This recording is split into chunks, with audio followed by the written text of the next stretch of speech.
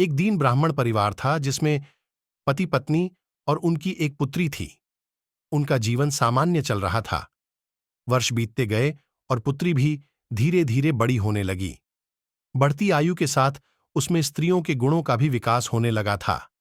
वह अत्यंत ही सुंदर, सुशील और सर्वगुण संपन्न थी, लेकिन गरीब होने के कारण उसका विवाह नहीं हो पा रहा था। एक दिन उस ब्राह्मण के घर एक साधु महाराज पधारे। ब्राह्मण पुत्री की सेवा से साधु महाराज का मन बहुत प्रसन्न हुआ और उन्होंने कन्या को लंबी उम्र का आशीर्वाद तो दिया, लेकिन यह भी बताया कि उसके हथेली में विधवा योग है। इस बात से चिंतित होकर ब्राह्मण परिवार ने साधु से उपाय पूछा।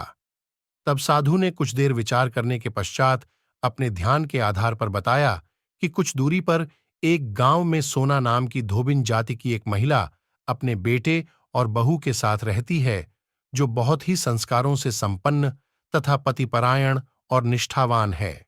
यदि यह कन्या उसकी सेवा करे और वह महिला अपनी मांग का सिंदूर लगा दे, तो इस कन्या का विधवा योग मिट सकता है। साधु ने यह भी कहा कि वह महिला कहीं आती जाती नहीं है। यह बात सुनकर ब्राह्मणी ने अपनी बेटी से धोबिन की सेवा करने की बात कही। अगले दिन कन्या प्रातःकाल उठकर सोना धोबिन के घर चली गई और फिर प्रतिदिन वह धोबिन के घर की साफ सफाई और अन्य सारे कार्य कर अपने घर वापस आ जाती थी। एक दिन सोना धोबिन अपनी बहू से पूछती है कि तुम तो सवेरे उठकर सारे काम कर लेती हो और पता भी नहीं चलता। तब बहू ने कहा, मां जी, मैंने तो सोचा कि आप ही प्रातः उठकर सारे काम खुद ही खत्म कर लेती हैं। मैं तो देर से उठती हूं। इसके बाद दोनों सास बहू निगरानी करने लगी कि कौन है जो सवेरे ही घर का सारा काम करके चला जाता है। कई दिनों बाद धोबिन ने देखा कि एक कन्या प्रातः घर में आती है और सारे काम करने के बाद चली जाती है।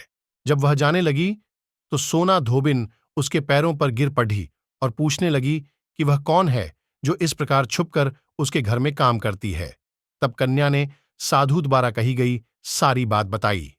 सोना धोबिन पतिपरायण थी, उसमें तेज था, इसलिए वह इस बात के लिए मान गई। सोना धोबिन के पति थोड़े अस्वस्थ थे, इसलिए उसने अपनी बहू से अपने लौट आने तक घर पर ही रहने को कहा। सोना धोबिन ने जैसे ही अपने मांग का सिंदूर उस कन्या की मांग में लगाया, उसके पति की मृत्यु हो गई। थोड़े समय बाद उसे इस बात का पता चला। वह घर से निर्जल ही चली थी। यह सोचकर कि रास्ते में कहीं पीपल का पेड़ मिलेगा तो उसे भंवरी देकर उसकी परिक्रमा करने के बाद ही जल ग्रहण करेगी। उस दिन अमावस्या थी। ऐसा करते ही उसका पति वापस जीवित हो गया।